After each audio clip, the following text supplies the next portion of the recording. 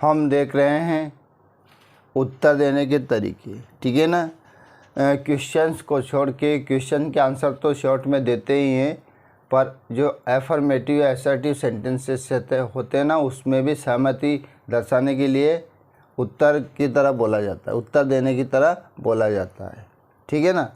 तो ज़रूरी नहीं कि क्वेश्चंस के आंसर ही देने के लिए उत्तर दिए जाते हैं, असर्टिव में दिए जाते हैं, नेगेटिव में दिए जाते हैं। तो हमने पिछली क्लास में समझ लिया था, कुछ तो हेल्पिंग वर्ब वाले समझ लिए थे और कुछ असर्टिव वाले समझ लिए थे। अब आगे देखना है हमको कि नेगेटिव असर्टिव वाक्य जो है, नेगेटिव असर्टिव वाक्य हैं, उसमें असहमति दर्शाने के लिए भी ऐसे प्रत्युत्तर दिए जाते हैं, ठीक है ना। उसमें क्या कहते हैं, यस, ओ यस, ओहो यस, है ना, यस या ओहो यस या ओहो बट, और उसके बाद प्रोनाउन और उसके बाद में हेल्पिंग वर्ब, है ना। ओहो but plus pronoun plus H V, helping verb. जैसे I do not lie, I do not lie, मैं झूठ नहीं बोलता हूँ, ठीक है ना। ये बोला तो वो नहीं बोलता है, पर यदि और किसी का है और अन्य दूसरा व्यक्ति देख रहा है, सुन रहा है, तो वो बदले में कह सकता है ओ यस यू डू। वो उसको कह रहा है, वो बोल रहा है कि मैं झूठ नहीं बोलता हूँ, तो वो कह रहा है ओहो ओ यस यू डू, अरे तुम बोलते तो हो, या फिर ओह यस यू डू, है ना, यस ओह यू डू, तुम बोलते तो हो, है ना। वो कह रहा है आई डू नॉट लाई, तो कह रहा है ओह यस यू डू, तुम बोलते हो, है ना, तुम बोलते हो, बोलते तो हो तुम झूठ। वो कह रहा है मैं झूठ नहीं बोलता हूँ, तो अपन उसको प्रत्युत्तर में क्या दे सकते हैं कि तुम बोलते तो हो, तुम बोलते हो, तो oh yes you do. He doesn't waste his time, है ना, वह अपना समय बर्बाद नहीं करता है, तो ओह यस ही डज, अरे करता तो है, बर्बाद तो करता है। उसका प्रत्युत्तर में हम इस तरह से क्या दे सकते हैं, oh yes plus pronoun plus helping verb. He had not come here, वह यहाँ नहीं आता है, वह यहाँ नहीं आता है। ओह यस ही हैड, वो आता तो है ना, वो यहाँ नहीं आया था। अगर ऐसा बोला कि वह यहाँ नहीं आया था, तो अरे आया तो था, उसके आंसर में ऐसे दे सकते हैं। The class starts on time, कक्षाएँ समय पर शुरू, the class doesn't starts on time, कक्षाएँ समय पर शुरू नहीं होती है, तो अपन कहते हैं होती तो है ना। Oh yes it does, oh yes it does, शुरू होती तो है। तो इसके प्रत्युत्तर में नेगेटिव असर्टिव सेंटेंसेस के प्रत्युत्तर में इस प्रकार से बोलते हैं, oh yes plus pronoun plus helping verb.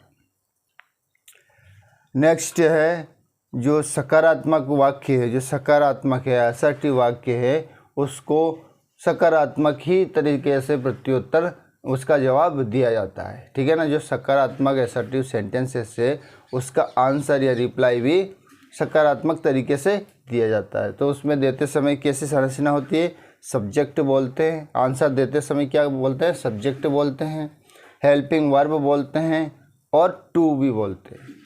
Subject helping verb TOO too, या फिर so plus helping verb plus subject, है ना।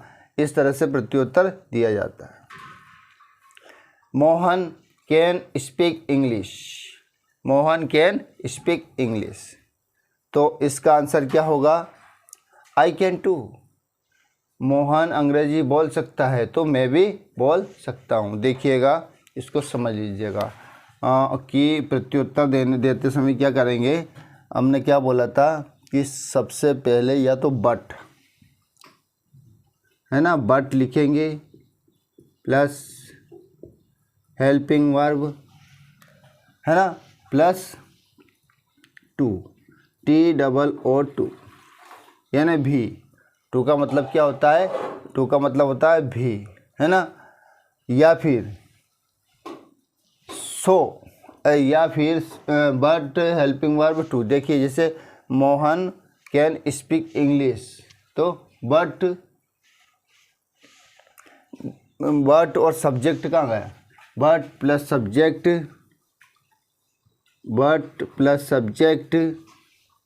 Plus HV plus too. देखिए Mohan can speak English but I can too, इस प्रकार से इसका आंसर दिया जाता है। But I can too. He can speak English but I can too. लेकिन मैं भी तो बोल सकता हूँ, मैं भी बोल सकता हूँ, है ना। वह बोल सकता है, मैं भी बोल सकता हूँ। Raju likes coffee, Raju likes coffee. Raju coffee पसंद करता है, तो क्या आएगा? राजू कॉफ़ी पसंद करता है, तो मैं भी तो करता हूँ, या फिर मैं भी पसंद करता हूँ, तो आई डू, है ना। इसमें ऐसे आई डू लाइक नहीं बोलता, आई डू टू। इसका रिप्लाई में आई डू टू, ठीक है ना। मोहन कैन स्पीक इंग्लिश, इसके आंसर दो तरीके से दिए जाते हैं। एक तो बट बोल करके बट बोल दो, प्लस सब्जेक्ट बोल दो, हेल्पिंग वर्ब बोल दो, और TOO बोल दो, ठीक है ना। इस प्रकार से आंसर दिए जा सकते हैं। राजू लाइक्स कॉफ़ी, देखिए इसका प्रत्युत्तर में आई डू टू, मैं भी तो पीता हूँ, है ना, या मुझे भी पसंद है। राजू को चाय कॉफ़ी पसंद है, तो मुझे भी पसंद है, तो I do too. Subject, helping verb और TOO। ही रीड इंग्लिश, वह इंग्लिश पढ़ता है। मैं भी तो पढ़ता हूँ, तो आई डू रीड, मैं भी तो पढ़ता हूँ, ठीक है ना। समझ में आया ना। सकारात्मक का सकारात्मक तरीके से प्रत्युत्तर दिया जाता है। वो करता है, मैं भी तो करता हूँ, वे करते हैं, मैं भी तो करता हूँ, ठीक है ना। तो सकारात्मक का सकारात्मक तरीके से आंसर दिए जाते हैं। अब नेगेटिव वाक्यों में प्रत्युत्तर देना होता है, तो उसको कैसे देते हैं? नेगेटिव में जो नेगेटिव सेंटेंसेस है उसके प्रत्युत्तर कैसे देते हैं? उसमें देने के लिए सबसे पहले सब्जेक्ट लिखते हैं, सहायक क्रिया लिखते हैं, और सहायक क्रिया में लास्ट में NT जोड़ते हैं, ठीक है ना। NT जोड़ा जाता है। ही कांट स्पीक इंग्लिश, वह अंग्रेजी नहीं बोल सकता है। ही कांट स्पीक इंग्लिश या Marathi, he can't speak Marathi, वह मराठी नहीं बोल सकता है। तो आई कांट आइदर। उसका आंसर नेगेटिव का नेगेटिव में कैसे देंगे?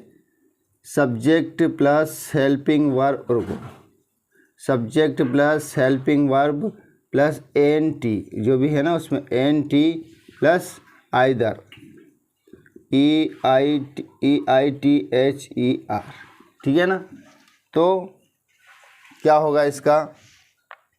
ही कांट स्पीक मराठी, तो इसमें सब्जेक्ट में आई कांट आइदर है ना। हेल्पिंग वर्ब में NT और जोड़ना है, तो I can't either. He can't speak Punjabi, तो आई कांट आइदर, मैं भी नहीं बोलता हूँ, मुझे मतलब मैं भी नहीं जानता हूँ। जो भी चीज़ वो कर रहा है वो उसे भी नहीं पता होता है। तो नेगेटिव का नेगेटिव में अभी देखा था, पॉजिटिव का पॉजिटिव में प्रत्युत्तर कैसे दिया जाता है, और नेगेटिव का नेगेटिव में कैसे दिया जाता है। दे आर नॉट रेडी, तो आई आरंट आइदर, मैं भी नहीं, है ना। They are not ready. They are not ready का आंसर होगा सब्जेक्ट में आई एम में एम नॉट मतलब आरंट भी बोल सकते हैं, आई एम नॉट आइदर, ठीक है। या फिर आई की जगह हम बोल देंगे तो we aren't either, we aren't either, ठीक है।